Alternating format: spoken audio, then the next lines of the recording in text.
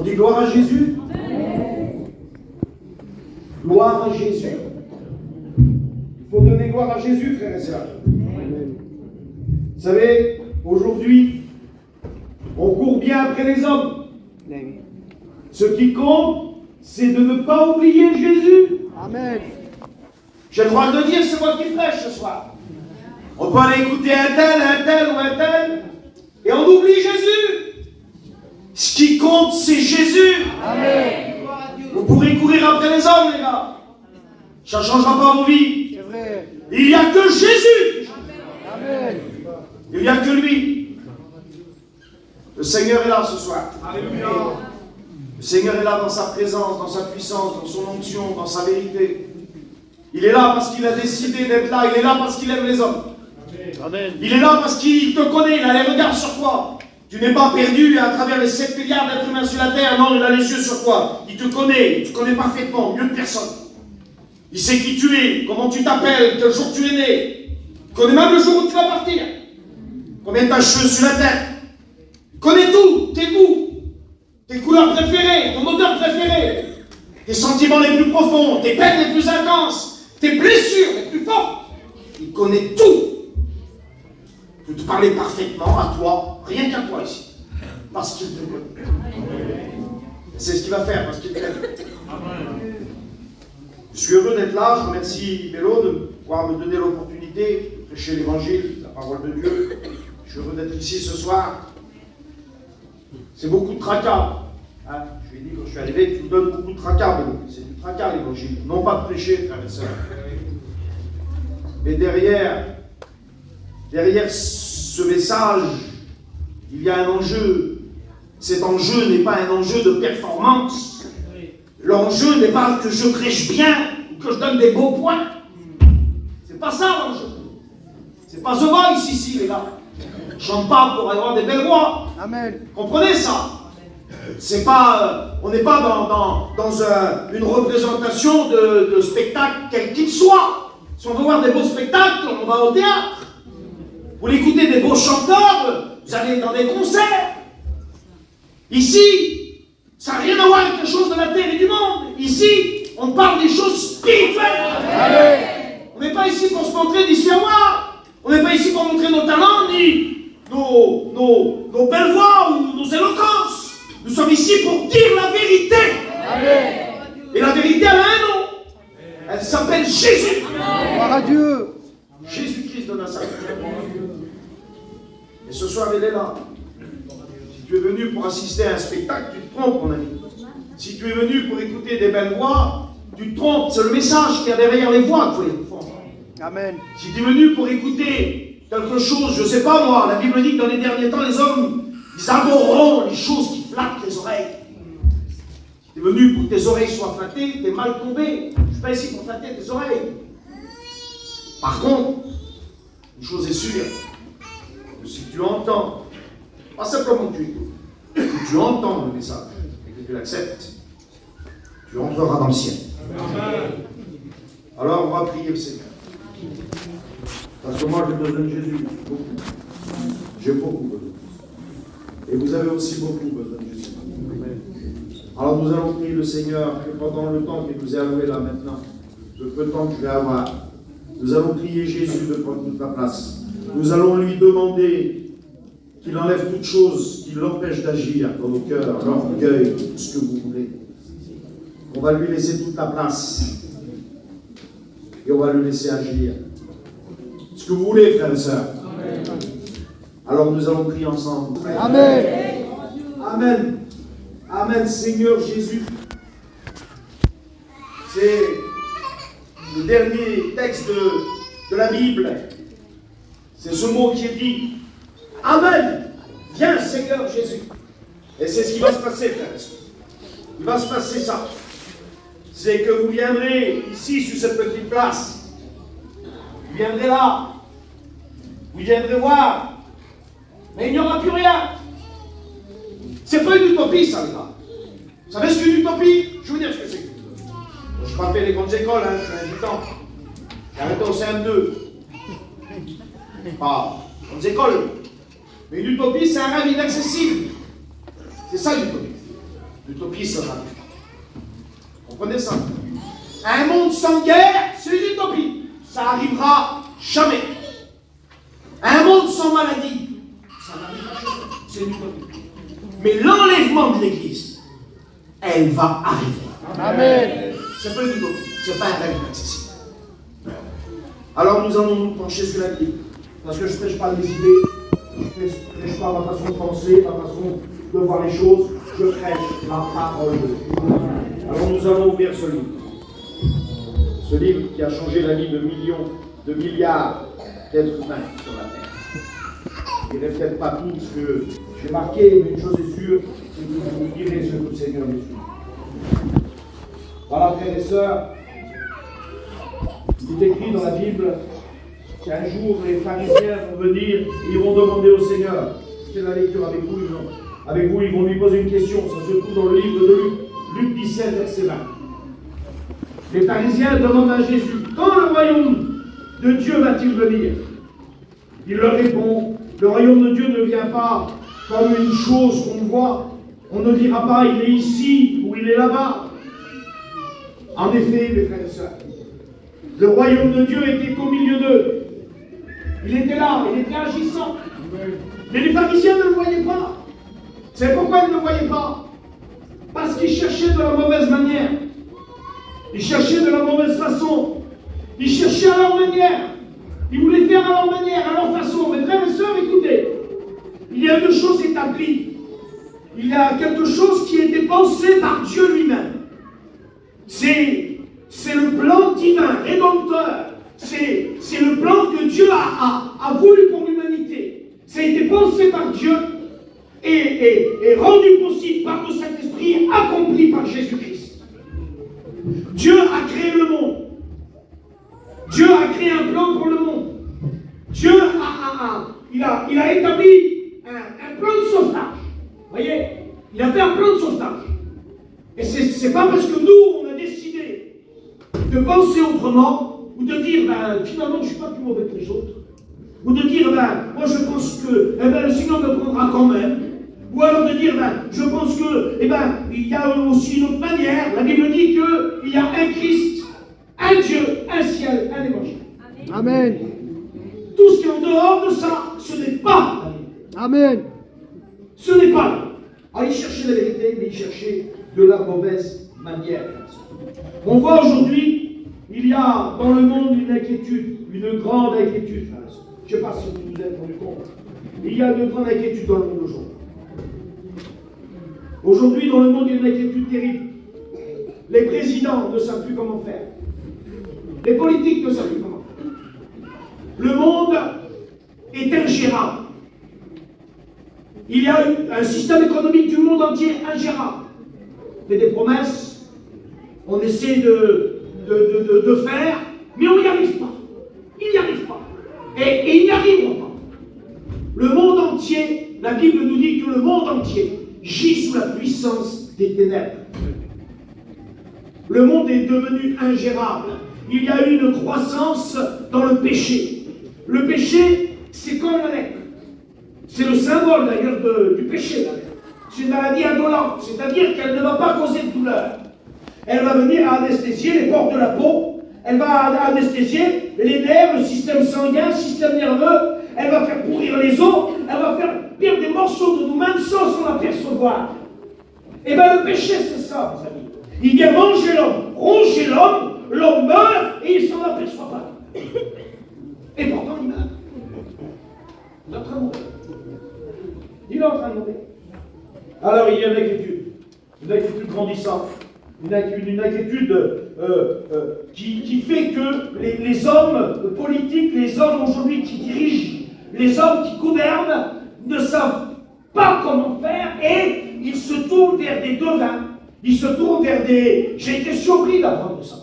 J'ai été surpris d'apprendre que dans les milieux les plus aisés, les milieux les plus cultivés, les milieux les élites de la société, et ces hommes-là se tournent vers, avant, nous les femmes, ils tiraient les cartes, vous savez, donc c'était leur métier, quoi. Mais eux, ils se tournent vers les magiciens, vers les hommes qui vont faire de la divination. C'est pourquoi? Parce qu'ils n'ont pas de réponse. Et ils ont peur de ce qui se passe. Et ils ont peur de ce qui va se passer. Et le monde est tellement ingérable, et leur situation est tellement ingérable, qu'ils essaient de savoir ce qui va se passer. Et ils ont peur. Et nous, on n'a pas peur. Amen. Parce que ce qui va se passer, c'est marqué. Amen. Et nous, on n'a pas peur. Amen. Gloire à Dieu. J'étais surpris de savoir que les hommes politiques, ceux qui nous dirigent, ceux qui siègent à l'Assemblée nationale, ceux qui sont ministres, que les plus grands sportifs ont tous des gris. Ils ont tous, de leur côté, ils ont tous une partie où les ténèbres essaient de prendre pas. Parce que le monde gît sous la puissance des ténèbres. Vous comprenez ça? Alors le monde a peur. Nous, on n'a pas peur. Je vais vous dire pourquoi. On n'a pas peur parce que c'est marqué dans 1 Thessaloniciens, chapitre 4. Car le Seigneur lui-même,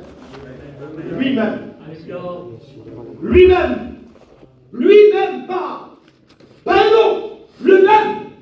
Voyez, lui-même, le même qui est le Seigneur lui-même, à la voix d'un archange et au son d'un trompette de Dieu.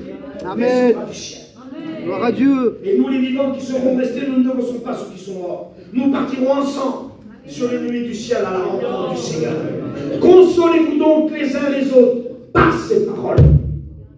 Nous ne sommes pas comme la plupart des hommes. Nous avons une encre à l'intérieur de l'âme. Et cette encre-là, c'est une certitude. Ce n'est pas du peut-être, c'est pas du pense, c'est pas je crois, non. C'est une certitude. Nous allons voir Jésus. Amen. Il va venir nous retirer. Il va venir nous arracher de la terre. Arracher. Dans les noms de l'église, le mot grec, c'est arpatio, arracher. Il va venir nous arracher ici. Il va venir nous prendre. Il est écrit que 2 dans un lit, l'un sera pris, l'autre laissé. 2 sur un toit, l'un sera pris, l'autre laissé. 2 dans un champ, l'un sera pris, l'autre sera laissé. Frères et sœurs, le Seigneur Jésus-Christ est là. Et peut-être que quelques-uns croient qui tapent. Parce que c'est comme ça. C'est écrit, c'est marqué, que dans les derniers temps, les derniers jours, la Bible dit ça, que dans les derniers jours, il y aura des temps difficiles. C'est marqué dans le 2e livre de Pierre, 2 Pierre 3. C'est marqué, bien-aimés, voici la seconde lettre que je vous écris. Dans l'une et dans l'autre, j'essaie d'éveiller par des avertissements votre saine intelligence. Viendra dans les derniers temps des hommes avec leur raillerie. Ils riront. Ils diront, où est la promesse de son avenir? Car depuis que les pères ont commencé à prêcher, depuis que les pères sont morts, tout demeure comme des commencements de création. Le texte continue, le texte dit, ils veulent vouloir ignorer, mes frères et sœurs, mes amis. Entre vouloir ignorer et ignorer, il y a une grande différence.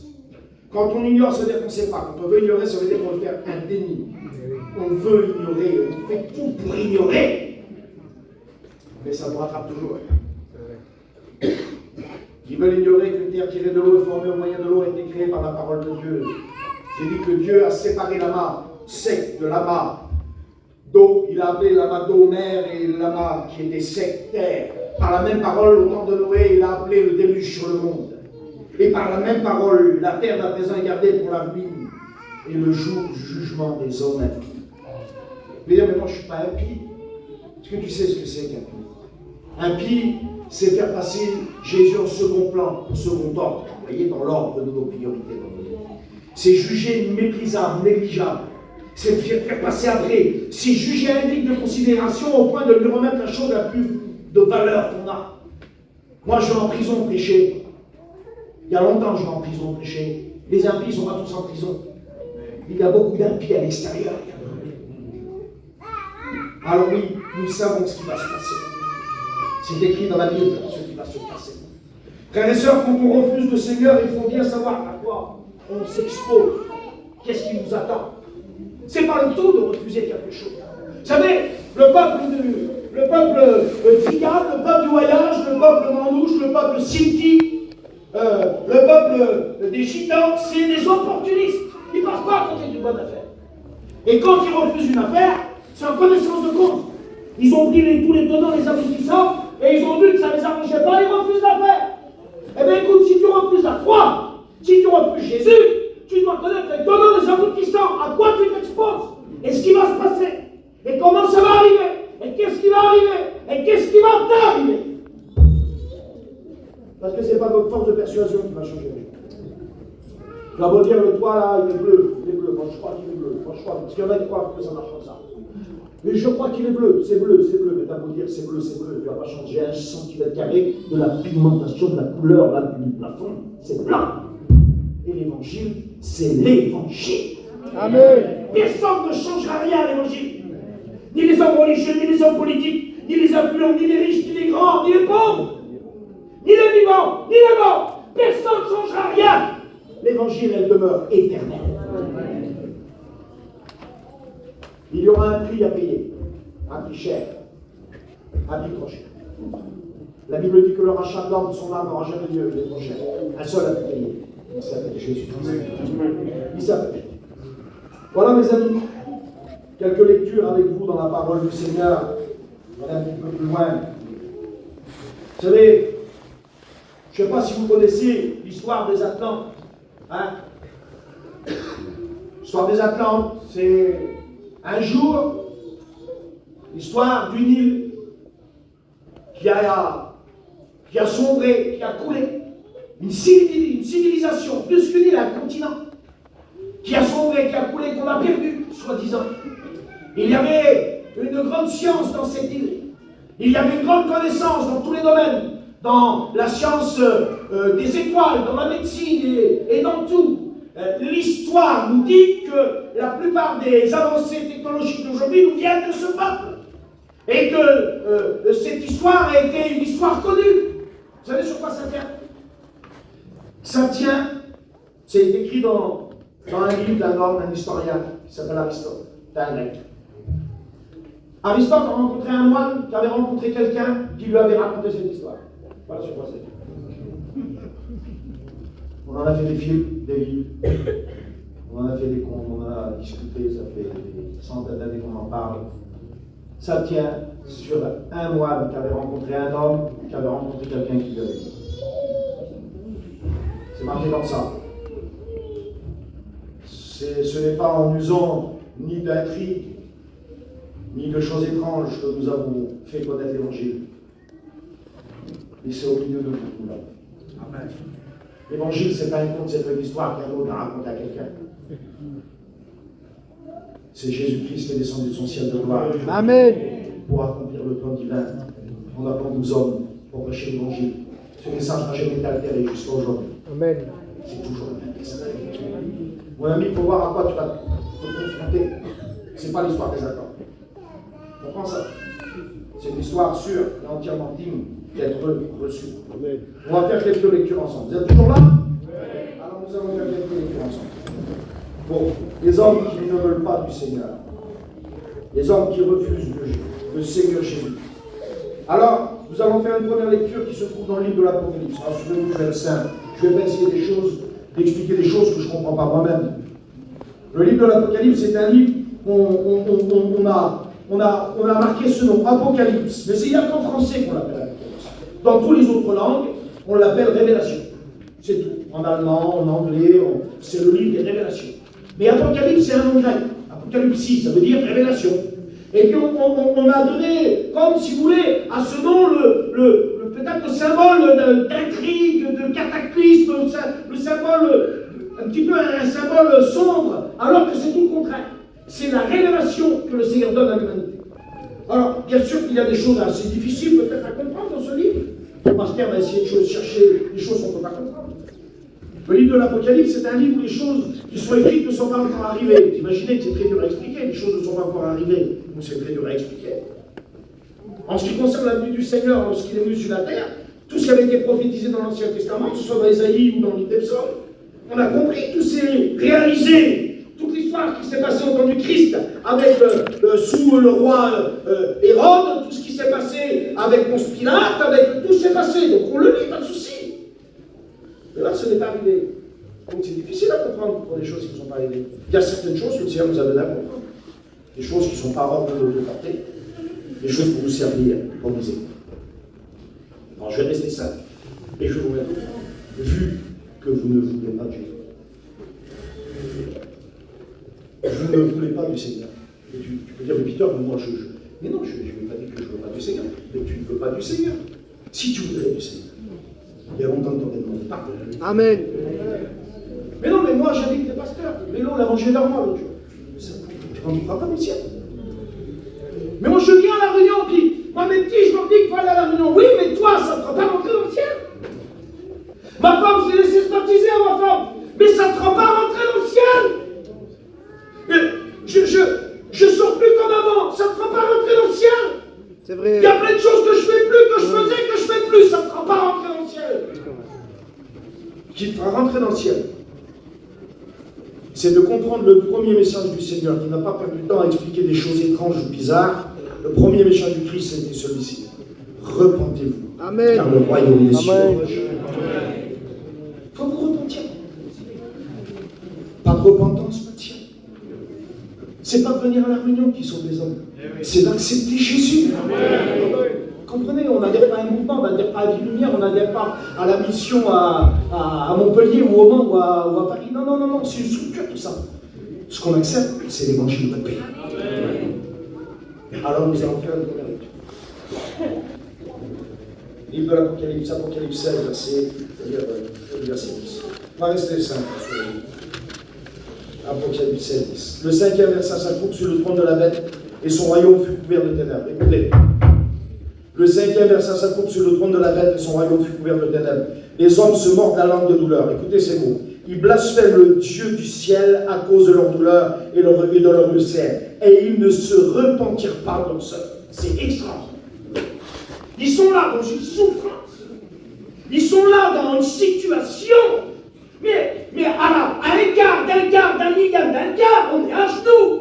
On prie, on demande pardon. Là, ils ne demandent plus pardon. C'est terre. La Bible nous dit que quand l'Église sera enlevée, puis l'esprit d'égarement sera envoyé sur la terre, la même qui a été envoyée à Pharaon, pour pas qu'il croie les miracles qu'il a vus, pour pas qu'il croie que les grêles tombent là, qui se changent en feu, pour pas qu'il croie que l'eau change en sang. Son intelligence a été aveuglée. Après l'enlèvement de l'Église, il y aura un esprit de mensonge, l'esprit de tromperie. Ils ne se repentent pas. Ils ne se repentent pas. On continue. Apocalypse 18. Après cela, quand vous verrez après cela dans l'Apocalypse, quand vous verrez après cela, c'est après l'enlèvement. Après cela, je vis descendre du ciel un autre ange qui avait une grande autorité, et la terre fut remplie de sa gloire. Il cria d'une voix forte en disant, elle est tombée, Babylone la grande. Elle est devenue une habitation de démons, un repère de toison impure, et odieux, parce que toutes les nations ont bu du vin de sa fureur et de sa débauche, et que les rois de la terre se sont livrés avec elle à la débauche, et que les marchands de la terre se sont enrichis par la puissance de son luxe. Écoutez, j'ai été surpris, j'avais 16 ans. J'étais dans mon petit camping et j'ai lu ça. J'ai lu l'histoire d'un homme qui était possédé. Et le Seigneur Jésus s'approche de lui. Parce que laissez-moi vous dire que si on a des croix qui représentent la mort, la résurrection du Seigneur dans nos églises, puis si nous prêchons le Christ, le câble existe aussi. Comprenez ça? Et puis son plus grand tour, c'était de faire croire qu'il n'existait pas. Son plus grand tour, c'était celui de passer inaperçu et d'agir profondément pour briser les vies, briser les foyers, briser les ménages, prendre par la drogue, par toutes sortes de choses. Parce qu'il est derrière et c'est lui qui agit. Il est venu que pour deux choses, égorger et détruire. C'est pas votre copain, le monde, c'est pas votre ami. Il vous traînera jusque dans la misère. Vous comprenez ça? Et j'ai vu cet homme-là. Et le Christ s'approchait de lui. Le Seigneur s'approchait à quelques pas de lui. Le Christ n'était pas encore arrivé près de lui, il se jette par terre. J'avais 16 ans. Et j'ai lu ça. Cet homme-là va commencer à prier, à parler. On t'en prie, on t'en supplie, les démons parlent. Et les démons ils disent, on t'en supplie, on t'en prie, on ne veut pas y aller. J'étais dans mon lit, j'avais 16 ans et j'ai lu ça. Mais j'ai dit, comment des êtres aussi infâmes, aussi immondes, prient pour ne pas aller en enfer et que les hommes ne se repentent pas. Tous les meurtres, tous les génocides, tous les guerres, tous les serial killers, ce sont l'influence des démons qui sont là. Et des êtres comme ça sont prêts à se traîner à genoux par là. Ça doit pas être terrible, là. Vous savez, il y en a qui se trompent, ils croient que l'enfer c'est un lieu où le diable règne en maître et il fait souffrir les hommes. C'est pas ça l'enfer. L'enfer avait été fait pour que le diable souffre avec ses démons. Mais par contre, il a créé le ciel pour que les hommes échappent à l'enfer. Il est mort à la croix pour qu'aucun homme ne rentre. Pas le seul. Vous comprenez ça? On continue la lecture. La puissance de son luxe. Combien de nos jeunes sont trompés? Combien de foyers sont trompés? Vous comprenez ça? Alors regarde, notre peuple à nous, c'est le pire des peuples. C'est le pire. Il veut être vu. C'est des battus. Il veut être vu. On a fait des émissions sur nous, les incroyables mariages gitans. Plus que les autres. On n'a rien. Tout le monde se saigne à 400 pour que tout le monde voit. Comprenez ça? On est des battus nus. Et le diable, il sait qu'on est des battus. Alors il avance. Vous savez, il y a un pêcheur quand il va à la pêche. Il peut pêcher qu'une cuillère. Ça ne mord pas, il en a plus, mais un verre avec un mouchoir. Ça ne mord pas, il met un twitch. Ça ne mord pas. Il met pas son détail. Il s'en fout de quoi il pêche. Ce qui compte, c'est qu'il prend le poisson. Pourquoi le Seigneur a dit, vous serez plus des pêcheurs? Il y avait des hommes qui sentaient le poisson, c'était des pêcheurs métiers. Il a dit, vous ne pêcherez plus du poisson, vous pêcherez des âmes. Pourquoi il a dit ça? Parce qu'il sait que le diable pêche. Il faut qu'on les attrape avant que le diable s'attrape. Comprenez ça? On a un peuple qui fait tout à l'excès. On ne peut pas aller boire un verre dans un bar. On ne peut pas aller boire un verre. On ne peut pas juste sortir une heure. On ne peut pas. On fait tout à l'excès. Vous comprenez ça? Tout est à l'excès. On vit dans un monde, d'une période où je pleure pour nos enfants. On est dans le plus vilain monde que la terre a porté. On est dans le pire des siècles que la terre a porté. Il faut amener nos enfants dans la lumière. Vous aimez vos enfants? Vous êtes inconvertis? Tournez-vous vers vos fils et vos filles.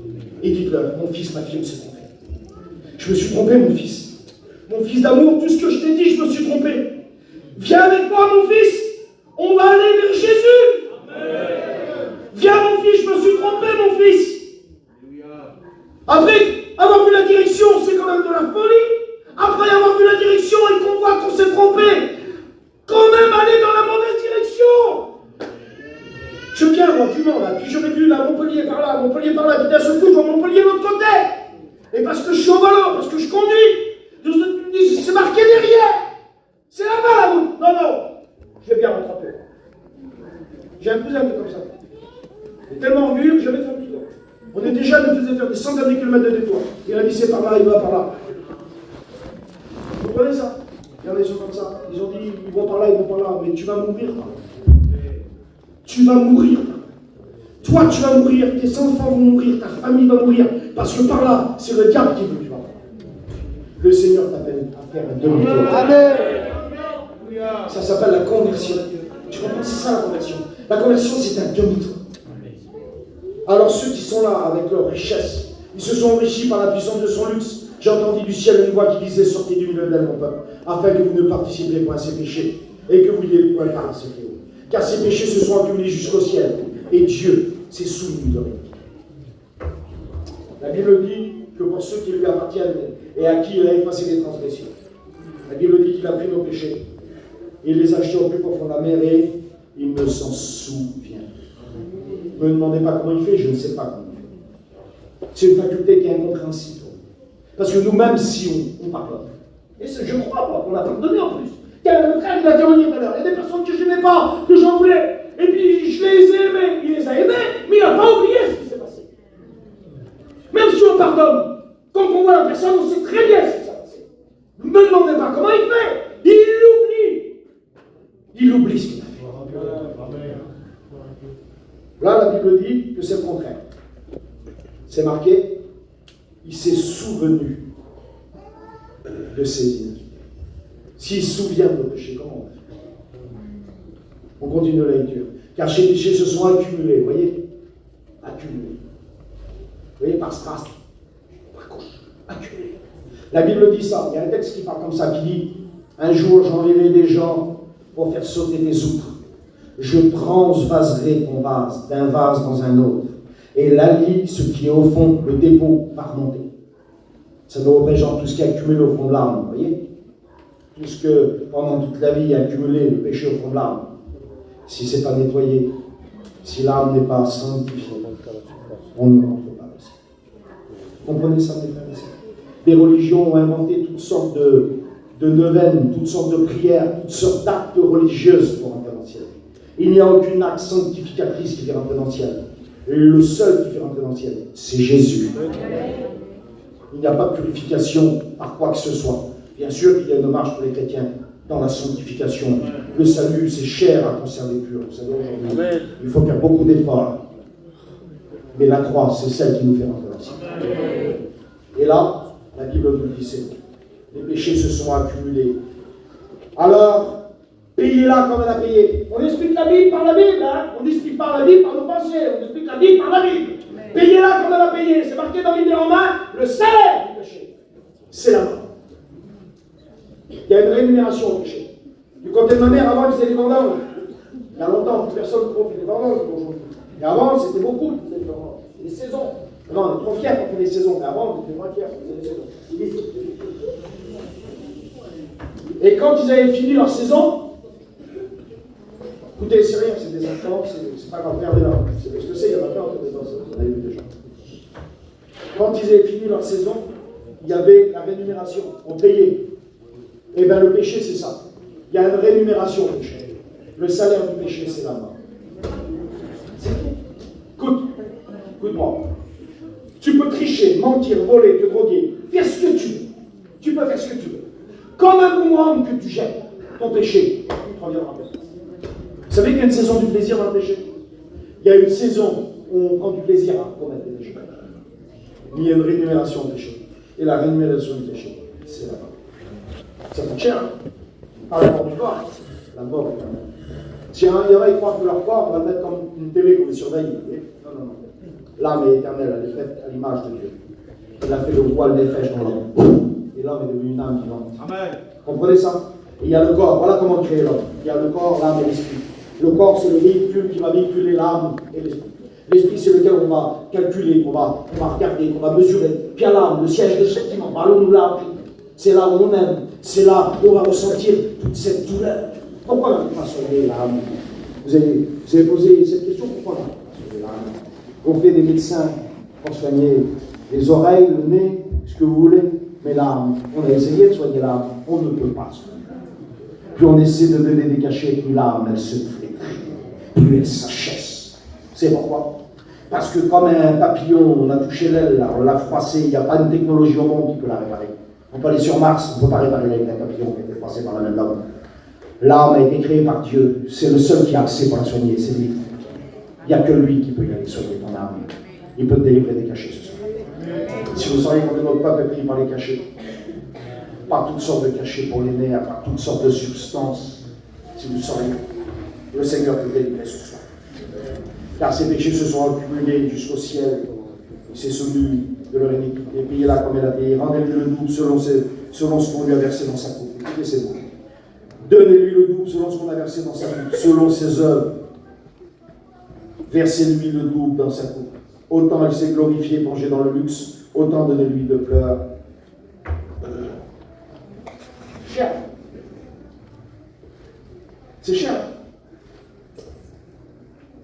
C'est trop cher pour Dieu. Vous n'imaginez pas combien vous êtes fragile. Vous n'imaginez pas combien l'homme est tranquille. Le Seigneur dit qu'un jour, on ne sait pas quand, c'est marqué à l'heure où il ne penserait pas. À l'heure où vous n'aurez jamais pensé. Jamais. C'est là qu'il va. C'est là qu'il va chercher. On continue encore un tout petit peu. On continue encore un peu. On continue la lecture. Écoutez,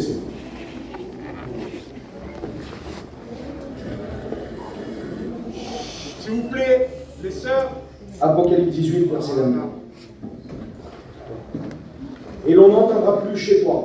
Écoutez ces mots. On n'entendra plus chez toi les joueurs de musique. Ça ne sera plus la fin. Tu n'occuperas plus de solo. Fini. Tu joues d'un instrument, frère? Tu chantes? Alors regarde. On n'entendra plus chez toi le son des joueurs de l'art, des musiciens. On n'entendra plus chez toi ceux qui jouent.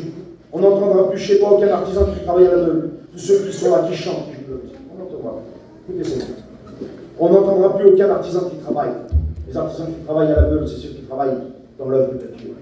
On ne les verra plus, ils ne sont plus ici. Écoutez ces mots. On ne trouvera plus chez toi aucun artisan. La lumière de la lampe ne brillera plus chez toi. Et la voix de l'époux et de l'épouse ne sera plus entendue chez toi. Ce sera terrible. Parce qu'il y aura un jour où le Seigneur a décidé de venir chercher. Amen. Frères et sœurs, la Bible nous dit que 21 fléaux vont frapper la terre. Et je vais terminer, je n'ai pas le temps de l'étendre là-dessus. 7 sauts, 7 tempêtes. La Bible nous dit qu'il y a un fléau qui va durer 5 mois. On va donner sur la terre, on va ouvrir un puits où va sortir des sauterelles avec le pouvoir du scorpion. Il va souffrir, il va faire souffrir les hommes sans jamais qu'ils meurent. Écoutez, et les douleurs du scorpion avec des nuages comme ceux des sauterelles, l'invasion comme ceux des sauterelles, avec une puissance, avec une douleur, avec une tempête si forte que tout sera submergé sans jamais que les hommes meurent. La Bible nous dit qu'une partie de la terre sera dans les ténèbres pendant 5 mois de nuit. Plus de lumière. Par exemple, tu disais que tu ne veux pas de Jésus, bois pas son eau. Tu ne veux pas de Jésus, respire pas son air. Tu ne veux pas de Jésus, mange pas son pain. Tu ne veux pas de Jésus, tu ne pourras pas vivre sans Jésus. 5 mois de nuit. Vous savez, il y en a plein qui dorment avec la lumière. Dans notre peuple, à nous. Beaucoup, ils dorment avec la lumière. Les veilleuses, c'est nous qui les avons inventés. Ils ont peur. Là, il y aura 5 mois de ténèbres. 5 mois de ténèbres. La Bible dit qu'ils voudront ouvrir, mais ils ne le pourront pas. Il faut comprendre à quoi on s'expose. Il faut savoir où on va. Il faut arrêter de se faire aveugler par l'ennemi. Il faut arrêter de marcher là où il veut qu'on marche. Le Seigneur veut nous soustraire, nous arracher. Il veut nous faire entrer dans le ciel. C'est trop cher payé, mon frère, ma soeur, trop cher payé. Vous savez, je vais être très compliqué ce soir. Je vais être très compliqué avec vous. C'est marqué dans le livre de Marc, Marc 13, verset 23. Je vous ai tout annoncé d'avance. Je vous ai tout annoncé d'avance. Hébreux chapitre 4, verset 1. Craignons donc. Craignons donc la crainte. Allez où la crainte? Je me souviens qu'avant, moi, il y avait la peur de rester là. Il y avait la peur de la mort. Je me souviens qu'ils avaient peur. Même ceux qui étaient pas chrétiens, ils avaient peur. Ils avaient peur de rester là. Allez où la crainte? Allez où la crainte? Qui c'est qui se soucie? La Bible dit qu'il viendra un temps où 2 temps se rejoindront. Le temps de Noé, celui où les hommes plantaient, vendaient, achetaient, le temps du commerce. Ils mariaient leurs enfants. Écoutez, c'est précis la vie, par exemple. Tout le monde a marié leurs enfants. Ils marient leurs enfants. C'est des signes. Qui mieux que nous pour les comprendre? Comme au temps de Noé, ils vendront, puis on trouve c'était l'argent, le commerce, puis ils marieront leurs enfants sur les maisons, et que la terre. Jamais ces 2 temps se sont rejoints, parce que même dans le monde, avant, il y avait quand même du respect, il y avait quand même des choses qu'on ne faisait pas. Il y avait quand même, excusez-moi, même ceux qui ne connaissaient pas Dieu, il y avait des bornes qui ne franchissaient pas. Il y avait culturellement des bornes. On avait des valeurs. On avait des valeurs culturelles que nos anciens nous avaient transmises. Et on les respectait, même si on n'était pas chrétien. On a sauté, la tique a sauté. Terminé, fini. 2 temps se rejoindront. Le temps de Noé et le temps de Sodome et Gomorrhe. Et là, par contre, la dignité que nous impose, et la décence que nous impose notre peuple, nous fait fermer ma bouche. Vous savez très bien qu'est-ce qui se passe dans les cœurs. Si vous ne savez pas, renseignez-vous. Ces 2 temps se surprennent, ils seront là. Dans les derniers temps, ces 2 temps se rejoindront. Et nous y sommes. Nous y sommes. Craignons donc. Tandis que la promesse d'entrer dans son repos subsiste encore. Qu'aucun de vous ne paraisse être venu trop tard. Écoutez-moi, trop tard, vous ne savez pas ce que c'est. Vous ne savez pas ce que c'est. Le Christ, il a dit, viendra un temps où vous pleurez pour voir encore le Fils un jour. Encore une journée, encore une réunion, vous direz. Vous direz encore une fois, Seigneur, une fois. Allez, on recommence, Seigneur, j'ai compris. Encore une réunion, Seigneur. Donne-moi 1 heure, Seigneur. J'ai dit, vous pleurez une heure, et vous ne l'aurez pas. Craignons donc, tandis que la promesse d'entrer dans son repos subsiste, qu'aucun de vous ne paraisse être venu trop tard. Amen. Seigneur, c'est trop tard. Arrivé trop tard, j'ai pris beaucoup de train. Un petit peu en retard, c'est trop tard.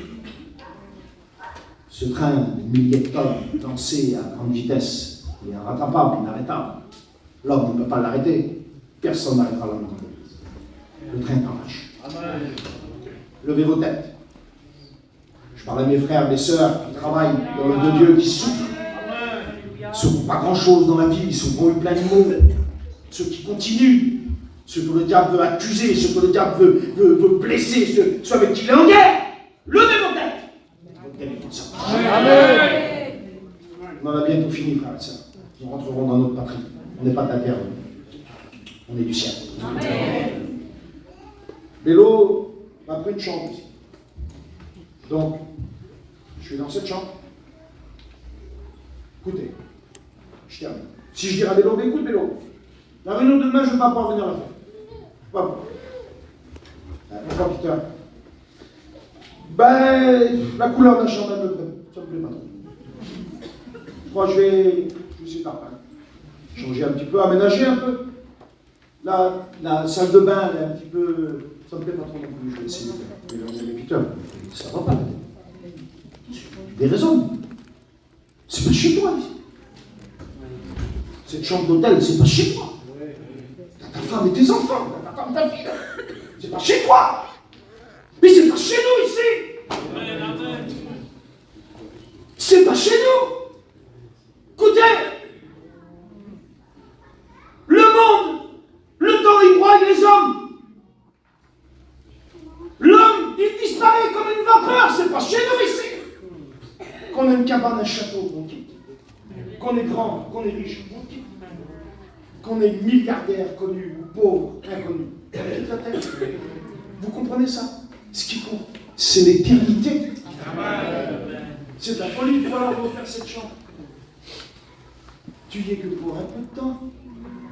Profite du lit, ce serait quand même de la folie de dormir par terre. Non? J'ai une chambre, j'ai un lit, je dors dans mon lit. Vous comprenez? Il y a de la lumière, je l'allume. Il y a une douche, je prends une douche, je profite de cette chambre. Mais elle ne va pas prendre toute ma vie, cette chambre. Je ne vais pas mettre toute ma vie dans cette chambre. Je ne vais pas mettre tout mon temps. Je ne vais pas sacrifier mes enfants. Je ne vais pas manger ma vie pour cette chambre. Parce qu'il faut que je la quitte. Vous mangez votre vie pour rien. C'est vrai. Vous mangez votre vie pour rien. Vous allez manger vos âmes pour rien. C'est le ciel qui compte. Vous êtes en train de vous faire tromper par un ennemi, vous savez comment. C'est vrai. Comment il nourrit les hommes. Comment il les trompe, Seigneur. Comment il les trompe. T'as un palace, t'as une cabane, c'est pas important. Ce qui compte, c'est le ciel.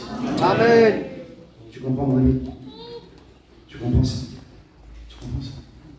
Sois intelligent.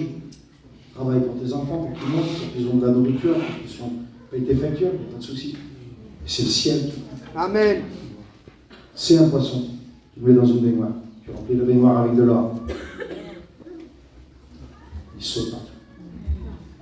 Tu le prends, tu remplis la baignoire d'alcool, de champagne. Il saute partout. Tu remplis la baignoire de billets. Il saute partout. Tu le prends, tu le mets dans un petit bocal. Tu le mets dans un petit verre. D'un seul coup, tu vas voir. Il va falloir que tu fasses vraiment attention. Tu vas dire, mais il est mort. Tellement il ne bouge pas. Tu dis, il est mort. Tu vas un tout petit peu ondulé comme ça. Non, non. Non, c'est dans la baignoire où il gesticule qu'il est en train de mourir. Tu comprends ça? Quand il est dans l'eau, dans son élément, il est tranquille. Il est en paix. Tu veux la paix? Arrête avec tous tes artifices. Laisse-toi laver par l'eau. Laisse le sang du Seigneur passer sur toi. Accepte la parole de Dieu et tu verras la tranquillité. Plus on monte dans les strates sociales, écoutez ce que je vous dis. C'est rare qu'on voit, excusez-moi, c'est rare qu'on voit un mendiant sur le bord de la route sauter la vie. Très rare. Plus on monte dans les classes sociales, plus les gens ils ont de moyens, plus ils montent haut, plus ils sont renommés, plus il s'enlève la vie. Vous savez pourquoi? Plus il y a de suicide. Vous savez pourquoi?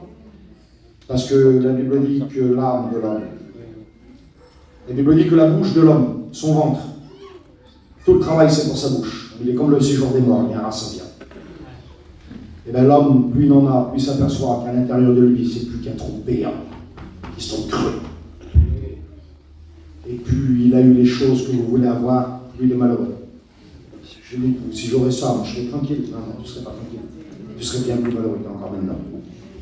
Et lui, là, d'un seul coup, il s'aperçoit qu'il est bien plus malheureux qu'avant. Mais c'est pas possible, qu'est-ce qui se passe? Ah ouais, je vais le faire comme ceci, alors. Et non, comme il fait ça, il est encore plus malheureux. Comme il fait ça, il est encore plus dépendant. Il est dépendant de ceci, dépendant de cela, dépendant. Et parce qu'il y a une dépendance, dépendance à l'argent, dépendance à l'alcool, dépendance à la drogue, dépendance, dépendance, dépendance. L'homme, il est plus libre. Il est esclave de ce qui triomphe.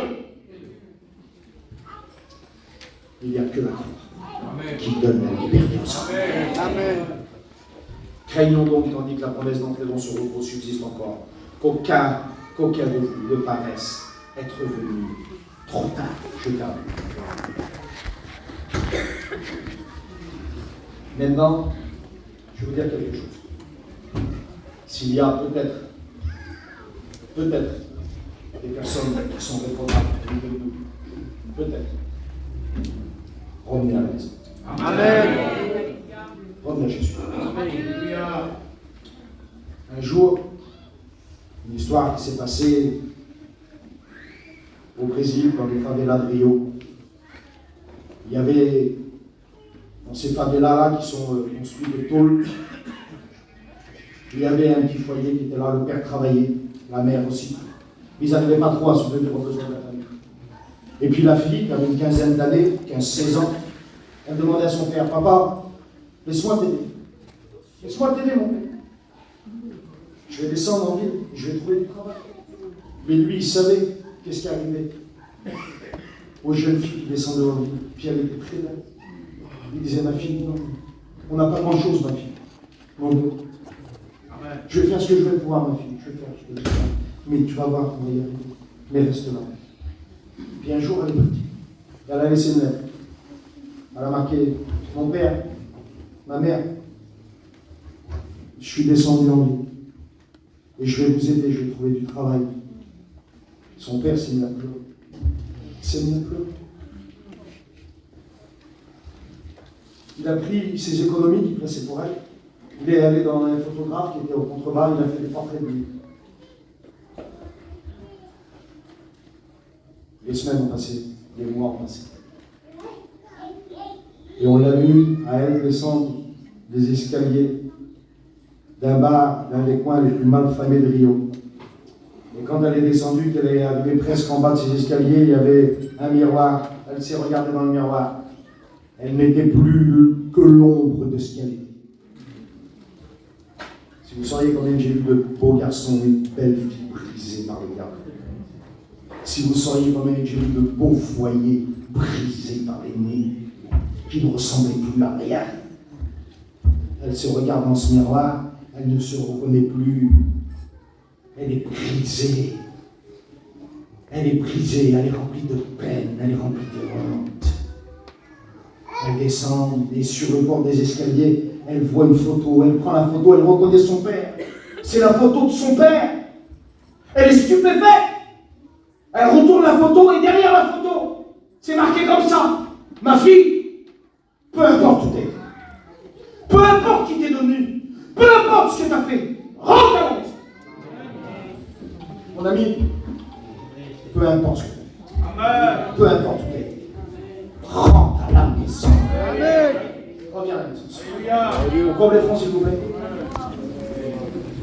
Le prodigue, c'est ce qu'on appelle le prodigue. Ça veut dire, prodigue, ça veut dire le fils qui gaspille. Il gaspille ce fils-là. Il s'est retrouvé un jour avec les porcs dans la vie. C'est l'histoire. Puis il avait préparé un petit plaidoyer dans sa tête. Je vais vers mon père, je vais me lever, je vais y aller. Je vais lui dire ci, je vais lui dire là. Il n'a pas eu. Quand il est arrivé, le père, le violon, il a couru. Il l'a pris. Il l'a pardonné. Tout mon ami. Le Seigneur, il a dit que la parole sera prêchée jusqu'aux extrémités de la terre, ensuite viendra la fin. Il n'a pas dit que tout le monde va accepter, il a dit que ça sera prêché partout. Par contre, il a donné l'opportunité à tous les hommes d'accepter. Je vais faire 2 appels ce soir. Je voudrais que tout le monde coupe les fronts pour enchaîner personne. Le premier appel que je vais faire, je voudrais demander à celui qui est parti de la maison du Seigneur.